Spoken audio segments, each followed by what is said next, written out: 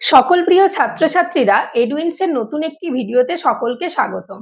আজকে আমরা আরো একটি নতুন ভিডিও নিয়ে চলে এসেছি নবম শ্রেণীর ভূগোল বিষয়ে ভারতের সম্পদ অধ্যায় থেকে। তাহলে চলো প্রশ্নটা কি আগে দেখে নি।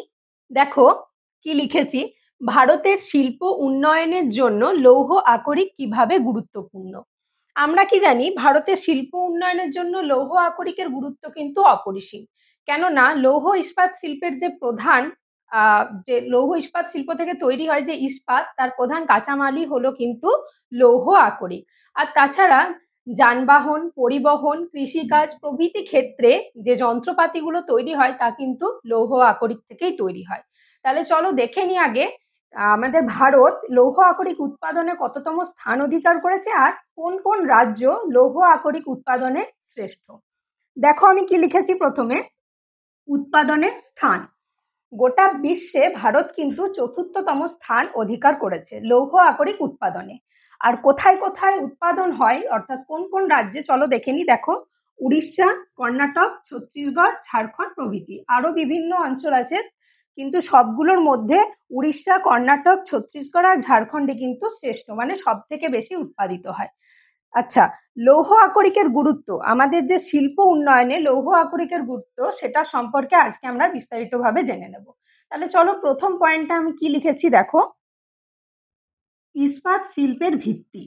ইস্পাত শিল্পের ভিত্তি কেন লিখেছি, দেখো ইস্পাত শিল্পের ভিত্তি হলো কিন্তু লৌহ আকরিক, অর্থাৎ লৌহ আকরিক যে কাঁচামালটা, মানে ইস্পাত শিল্পের যে কাঁচামাল সেটা কিন্তু লৌহ আকরিক। ঠিক আছে, এই ইস্পাত শিল্পের মাধ্যমে কিন্তু লৌহ আকরিককে আমরা আরো ভালো করে জেনে থাকি। দেখো ইস্পাত কিন্তু বহুল ব্যবহৃত একটা ধাতু, বিভিন্ন যন্ত্রপাতি, যানবাহন নির্মাণ, তারপর অনেক কাজে কিন্তু ইস্পাত কাজে লাগে। তো ইস্পাত শিল্পের ভিত্তি কিন্তু লৌহ আকরিক। এছাড়া আমাদের যে ভিলাই, ছত্তিশগড়ের ভিলাই, সেখানে কিন্তু বৃহত্তম লৌহ আকরিক কেন্দ্র গড়ে উঠেছে। চলো তাহলে পরের পয়েন্টটা কি আছে দেখে নি। দেখো পরের পয়েন্টটা আমি লিখেছি প্রযুক্তিগত উন্নয়ন। প্রযুক্তিগত উন্নয়ন কেন বলেছি, বিভিন্ন ধরনের টেকনোলজি, আধুনিক যে সমস্ত টেকনোলজি এবং উন্নত মানের যে সমস্ত যন্ত্রপাতি, সেগুলোর মাধ্যমে কিন্তু লৌহ আকরিক উত্তোলন করা আরো সুবিধা বা সহজ হয়ে গেছে। তাহলে এই সমস্ত প্রযুক্তিগুলোকে কাজে লাগিয়ে কিন্তু লৌহ আকরিক উত্তোলন করা সম্ভব হচ্ছে। পরের পয়েন্টটা কি আছে দেখো, কর্মসংস্থানের সৃষ্টি। কর্মসংস্থানের সৃষ্টি কিন্তু খুব গুরুত্বপূর্ণ একটা পয়েন্ট।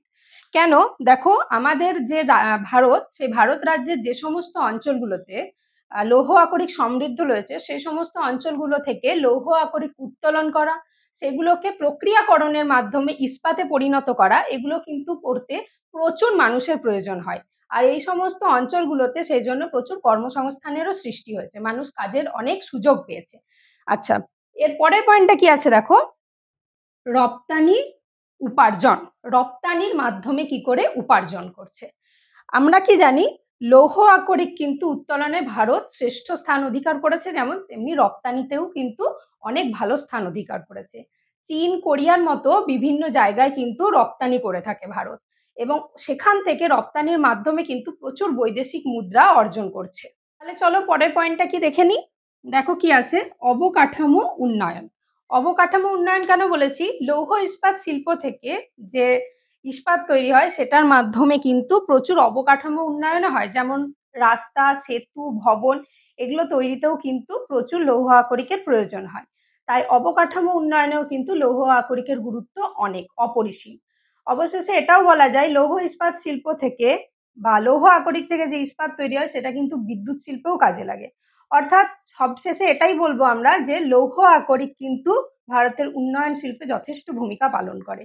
তাহলে আজকে আমরা এই আলোচনার মাধ্যমে জানতে পারলাম কিভাবে লৌহ আকরিক ভারতের শিল্প উন্নয়নে গুরুত্বপূর্ণ ভূমিকা পালন করছে। তাহলে আজকের ভিডিওটা এই পর্যন্তই। কেমন লাগলো আলোচনাটি অবশ্যই জানাবে।